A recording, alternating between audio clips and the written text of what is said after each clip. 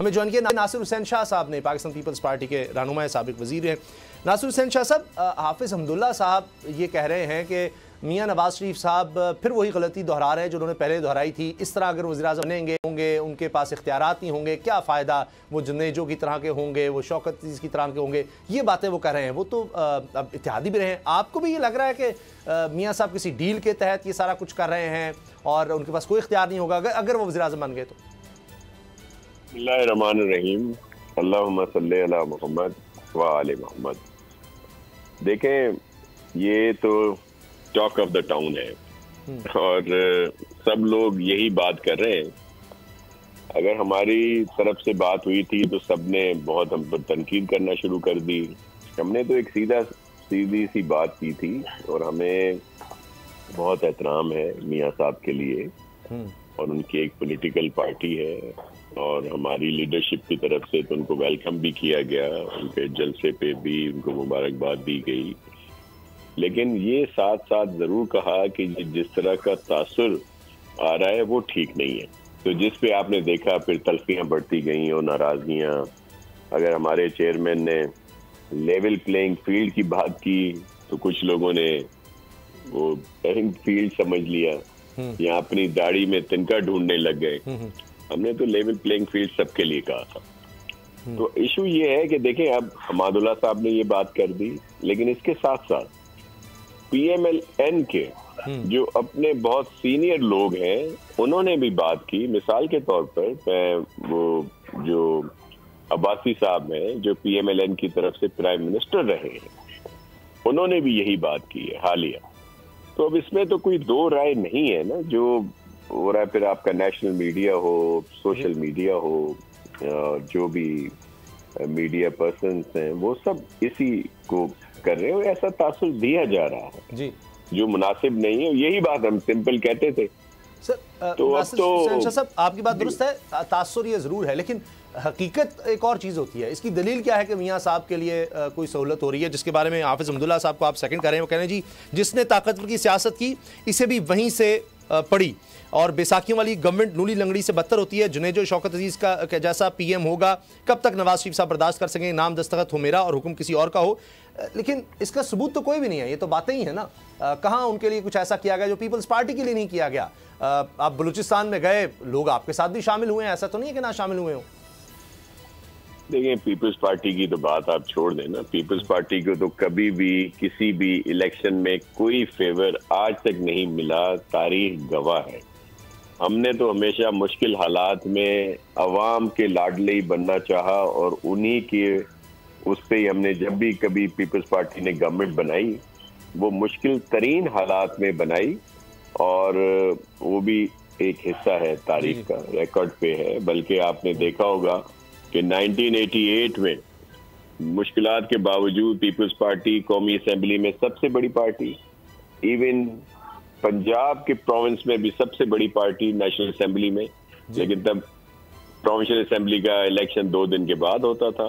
आपको याद होगा कि पीपल्स पार्टी को वो इलेक्शन नहीं दिया गया और यही फिर एक सिलसिला चलता रहा है। तो अब तो बहुत सारी चीजें हैं ना, मैं क्या गिनवाऊं जिस तरह से वो आए हैं और फिर वो रवैया रहा या फिर और बहुत सारी चीजें, बहुत इश्यूज जिस पे इलेक्शन कमीशन ने भी आपने देखा कि उनके बहुत सारे वज़रा के लिए कहा कि इनको केयर टेकर गवर्नमेंट से अलहदा किया जाए और भी इस तरह के इशू है। वो क्या एक एक चीज हम गिनवाएं, लेकिन मुझे मुनासिब नहीं लगता कि मैं एक एक चीज गिनवाऊं, लेकिन ये तो सबके इल्म में है। सही। लेकिन ये बताइएगा कि बिलावल साहब जो हैं वो कह रहे हैं कि जी नवाज शरीफ साहब कहेंगे मुझे क्यों बुलाया, इसकी आप क्या वजह समझते हैं? अगर आप कह रहे हैं कि उनके लिए सहूलतकारी हो रही है जो देखिए जी देखिए, वो इसकी वजह ये है कि सब लोग ये इलेक्शन से खाइफ हैं सिवाय पाकिस्तान पीपल्स पार्टी के चेयरमैन बिलावल भुट्टो जरदारी साहब के।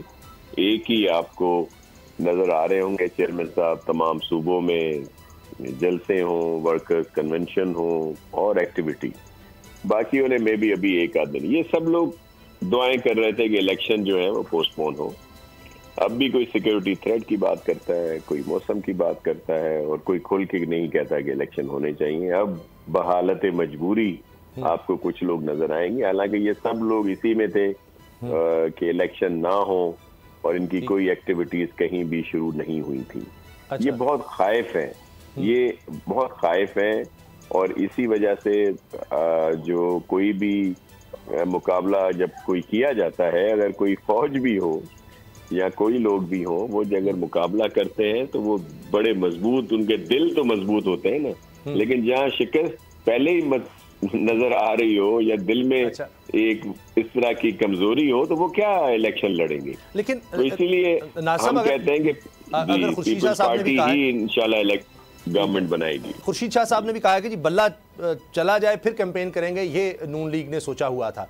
तो ये इनकी ख्वाहिश के मुताबिक आपको लगता है कि फिर ये फैसला इलेक्शन कमीशन ने किया और आगे फिर सुप्रीम कोर्ट ने भी फिर तो उसको अपहेल्ड रखा, इलेक्शन कमीशन जो चाहता था, और इस पर पीपल्स पार्टी ने अफसोस का इजहार कर दिया। जी, मैं आपको एक अर्ज करूं कि हम लोग तो चाहते थे कि पीटीआई मुकम्मल तौर पर हिस्सा ले, उसका सिंबल भी होना चाहिए, लेकिन ये एक हकीकत है कि चीफ जस्टिस फाइज ईसा साहब ने जो फैसला किया वो ऑन मेरिट किया, और ये भी मैं उनको खराज तहसीन पेश करता हूँ कि वो किसी प्रेशर में नहीं आए। फिर वो जो एक नजरिया है ज़रूरत के तहत कि जी फंडामेंटल राइट है, बस इलेक्शन हो गए इन्होंने तो वो इनको अलाउ कर दिया जाए।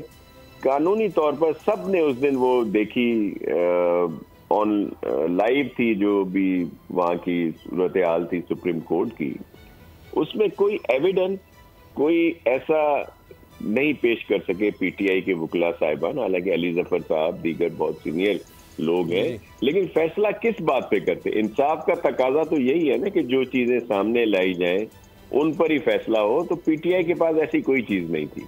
बल्कि देखें, पीटीआई के लोग पता नहीं क्यों नहीं समझते, 2021 में इनको कहा गया था कि इंट्रा पार्टी इलेक्शन कराएं, जब इनकी गवर्नमेंट थी।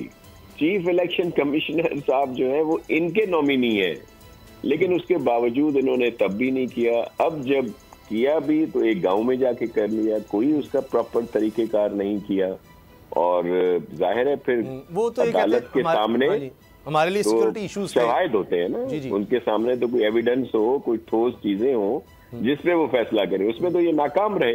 अब ये ब्लेम कर रहे हैं कि जी चीफ जस्टिस साहब ने हमसे ज्यादती की। बिल्कुल ज्यादती नहीं हुई, इन्होंने अपनी इनकी नेग्लिजेंस है। लेकिन बहुत से लॉयर्स, फैसल सिद्दीकी साहब हैं, सलाउद्दीन साहब हैं, इसी तरह human rights commission of Pakistan, वो उनकी तरफ से भी कहा जा रहा है कि ऐसे लगता है कि 62(1)(f) या 58(2)(b) की तरह इसका इस्तेमाल किया गया, कि इलेक्शन एक्ट में ये नहीं था कि आप किसी से उसका इंतखाबी निशान छीन सकते हैं या आप इस तरह से इंक्वायरी कर सकते हैं, मगर उन्होंने खुद से इस चीज़ को देखा कि हाँ, हम कह रहे हैं कि इनके इंट्रा पार्टी इलेक्शन चुके ठीक नहीं थे, लिहाजा कोई वाज़ेह शिक नहीं थी जिसके तहत वो उनका निशान छीन सकते थे। इस वजह से वो कह रहे हैं कि ये तो एक फिर वही बात हो गई कि अगर किसी पार्टी को आपने पहले किसी को माइनस कर दिया जाता, किसी शख्सियत को 61(f) में, आज ये है कि पार्टी को ही आपने माइनस कर दिया।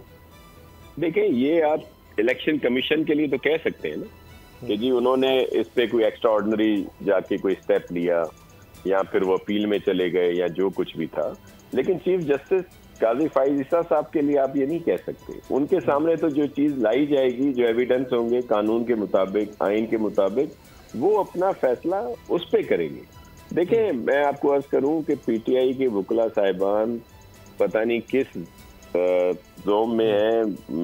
मेरे लिए बड़े काबिल एहतराम है। पहले लाहौर हाई कोर्ट चले गए, फिर पेशावर हाई कोर्ट चले गए, और इनको ये भी इल्म है कि जब कोई वफाकी इदारा फैसला करता है, ईसीपी आईनी इदारा है, वफाकी इदारा है, तो उसकी अपील इस्लामाबाद हाई कोर्ट में होती है। लेकिन अब ये वहां चले गए, जिससे एक तासुर ये मिला कि जी मनपसंद कोर्ट्स में चले गए, वो भी तासुर गलत है। हमें तमाम अदालतों के लिए एहतराम है, लेकिन ये इस तरह की हरकतें करके, अब वो उसको देख लें, वो जो खोसो साहब हैं,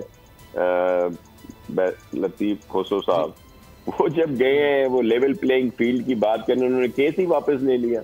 भाई आप वहां जाके कहो कि इलेक्शन कमीशन को कहा जाए कि भाई कोई और सिंबल दे दो, वो ये ले सकते थे, इसमें फैसला आ सकता था, लेकिन इन्होंने तो लेकिन सर पता नहीं किस एतराज़ात देखिए ना, पीपल्स पार्टी को भी इफ्तिखार चौधरी साहब के दौर में भी रहे हैं, ये होता है किसी न किसी दौर में सबको। अभी उमरदा बंदयाल साहब थे तो उस वक्त और लोगों को इतराज़ थे, तो ये तो हम मुसलसल देख रहे हैं, कभी किसी को कोई इतराज़ होता है, कभी किसी को कोई इतराज़ होता है। लेकिन इलेक्शन कमीशन से तो पीपल्स पार्टी भी शिकवे कर रही है कि जी तीर का निशान हमारे बाज़ लोगों को नहीं दिया गया। पंजाब में इलेक्शन कमीशन खुद लिख रहा है कि IG पंजाब चीफ सेक्रेटरी जो हैं वो सही तरह तावन नहीं कर रहे, ये जो कागजात नामजदगी छीने गए उस पर।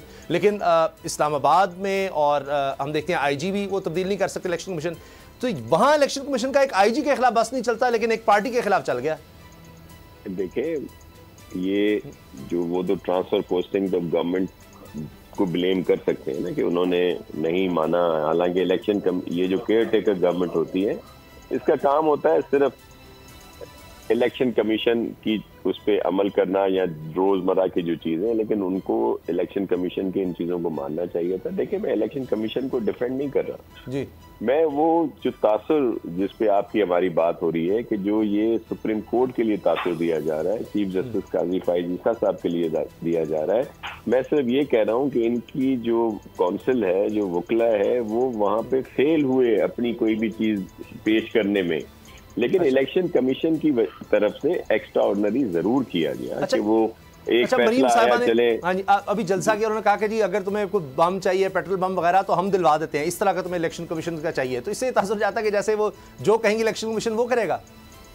देखिए ये एक पॉलिटिकल स्टेटमेंट होता है, ये एक जलसा जो है वो टॉक या कह लें जो स्टेटमेंट होती है, जब कोई जलसे में जाता है तो इस तरह की बातें हो जाती हैं। लेकिन उनको ऐसा नहीं कहना चाहिए, जाहिर है इससे ये तासुर गया है।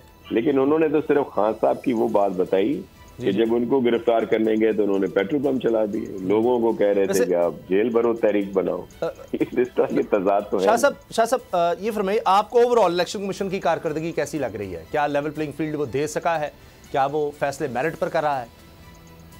देखिए हमें बहुत सारी चीज़ों पे तहफ़्फ़ुज़ात भी हैं, लेकिन एक दो चीज़ों को अप्रिशिएट भी करना चाहिए इलेक्शन कमीशन की। मिसाल के तौर पर जब ये फैसला हुआ था किसी कोर्ट की तरफ से, वो जो इलेक्शन को डिले करने का सबब बनता लाहौर हाई कोर्ट, उसमें PTI वाले लोग ही गए हुए थे ना जी।